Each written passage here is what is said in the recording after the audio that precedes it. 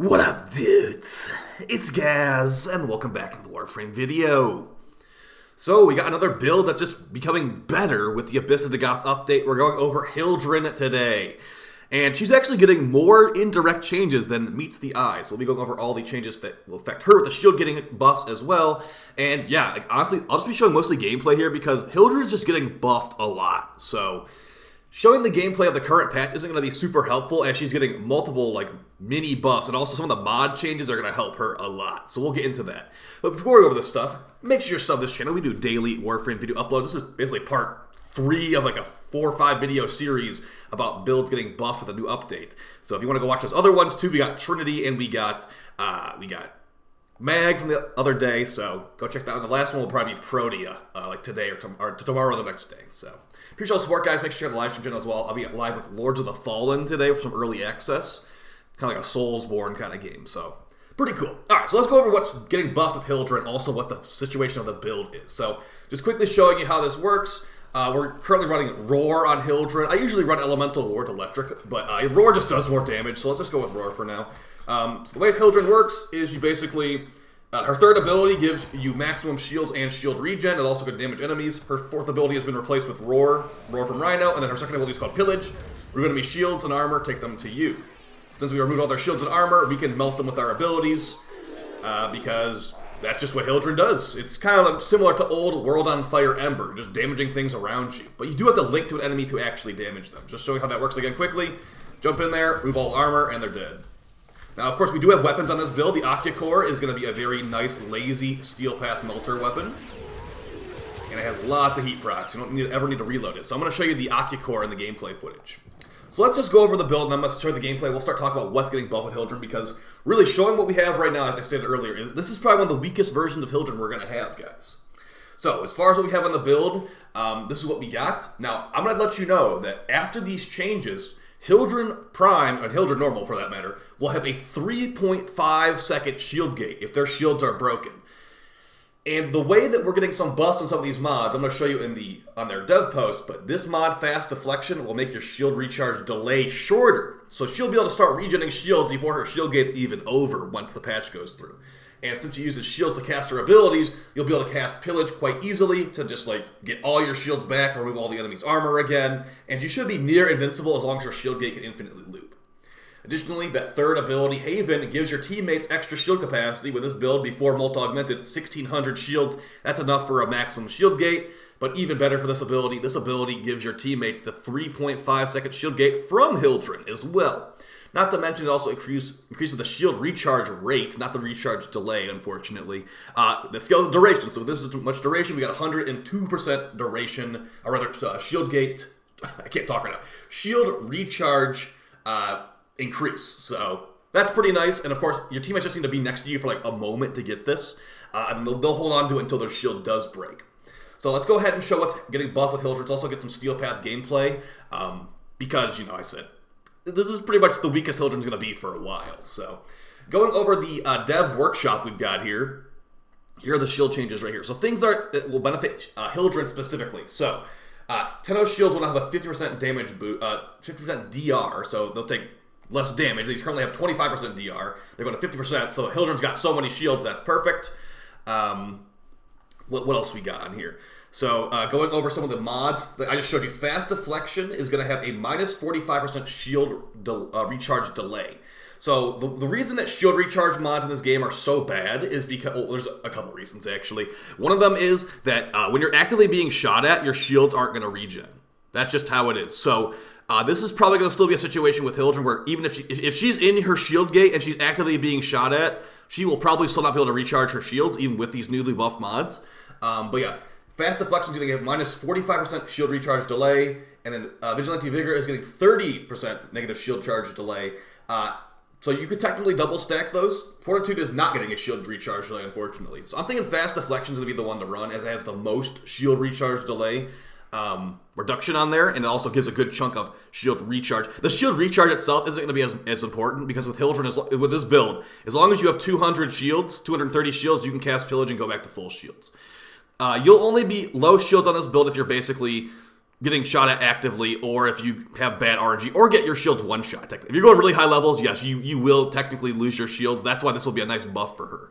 Additionally, you basically need to run Arcane Aegis on Hildryn, as her shield bar is her energy, and with her third active, you're constantly draining your shield. So with Arcane Aegis, you'll regen through the drain, which I find extremely important, and that's going to be the case too with the new update, unless you're like actively, like maybe with like a shield pad or something, you could regen it quickly. But no, as far as like getting shot at, you're going to need Arcane Aegis still after the patch.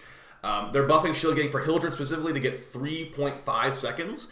And looking at, like, if that wasn't a thing, if Hildryn didn't give her teammates her 3.5 second shield gate, here's the chart. So at around, like, I think it's like 1150 shields or something, like 1200 shields, you will have a longer shield gate than current. That's where it's going to cap out at. So we're giving our teammates so many shields, they're going to be over this anyway.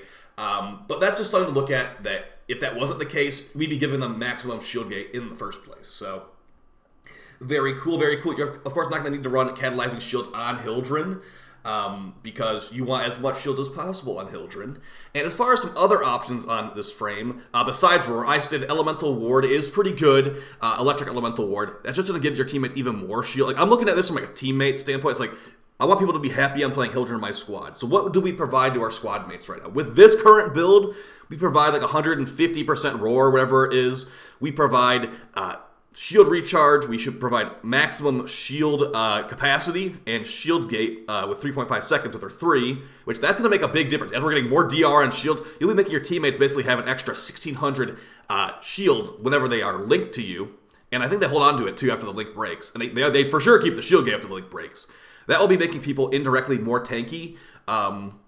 And that sounds good to me, because Brief Respite is not going to really be the meta, I'm thinking, unless we fully 4-stack them. So things like this will become a lot more important. Now, as far as the Electric Elemental Ward, it's just going to give you more shield capacity, but it does give you technically a damage reflect, where if an enemy shoots you, it deflects the damage back at them, and against the Corpus, it can do like multi-million damage. But the thing is, we can do multi-million damage with our weapons in this game anyway, so just throw on some Armor Strip with Hildryn's 2, burn them down with Hildryn's 3. As far as showing the Elemental Ward build, it's not really that different. It's actually the exact same thing as the Roar build, but I'm trying out Everlasting Ward instead. So the way the Elemental Ward works with this one, 328% increased shield capacity for our teammates. And Everlasting Ward lets them hold on to that even when they leave us. It'll basically turn everyone into a Hildryn. You'll have like 5,000 shields.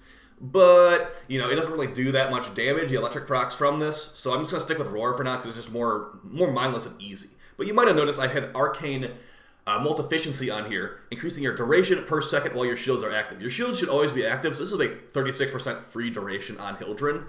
But at the same time, as I said earlier, you kind of want to have Arcane Aegis on here, as when you get damage, you have a chance to regen your shield, to get constant regen for 12 seconds. If you're not doing that, you're just not going to really be able to freely cast your abilities as easily. So I'd keep that in your back pocket as something that you could keep in mind, that Arcane Aegis feels basically required on her.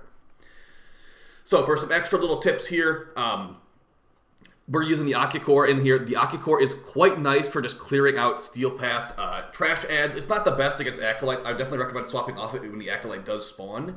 But yeah, it's quite nice because the Sentient Surge on kill refills part of your magazine. Just keep doing that over and over again. You can also put on Rolling Guard on the build. I don't know if I had Rolling Guard on this one. Adaptation's good for lower levels. Rolling Guard is going to be nice for, how I said earlier, that shield gate duration. If you're not actively being shot at, if you go into Rolling Guard, that should be the time you can regen your shield. So make sure you throw on Rolling Guard in the end.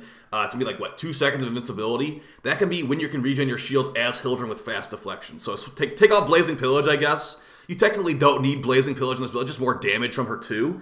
Take out Blazing Pillage, put fast deflection in that mod slot, and you should be set for the new patch. That is, like, if you want to make this build exactly after the new patch, what I'm not going to recommend to you, take this off for fast deflection, and that should be with Rolling Guard and fast deflection. This should be near invincibility. By the way, we have exactly enough power strength to get full armor strip with corrosive reduction and pillage. That's before Molt Augmented. Now, if you want to go more min-max, maybe you can take off Molt Augmented for like Molt Efficiency or something. But yeah, fast deflection on the build after the patch. Blazing Pillage is very nice and very good, but you technically don't need it in the end, as we do fully remove all enemy armor. And we're doing a lot of damage with Roar in the first place. But hey, until that happens on the 18th, you can just keep Blazing Pillage on there.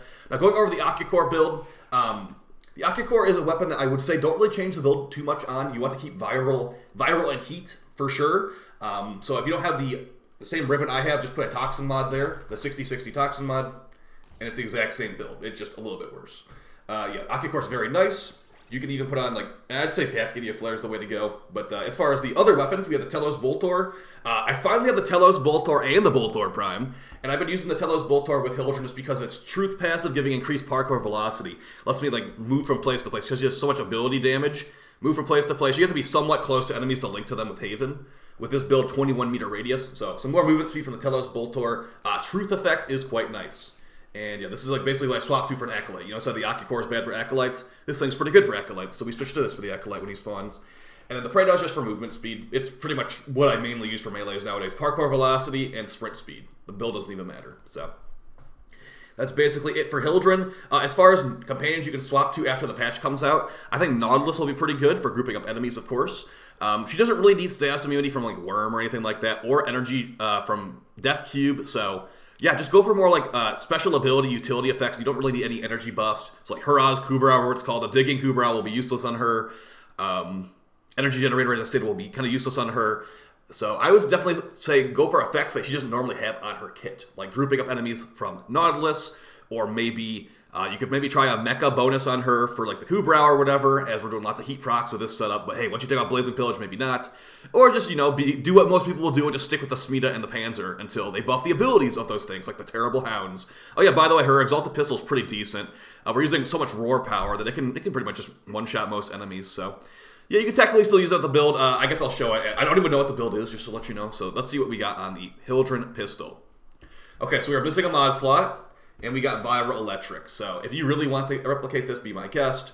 But yeah, I guess in that last mod slide, put on like a heat mod, I guess, or like a lethal torrent. So hope you guys found that video fun and helpful. I don't really use her pistol ever, so I wouldn't really recommend copying this build. I'll see you in the next video. Appreciate all the support and take it easy. Peace.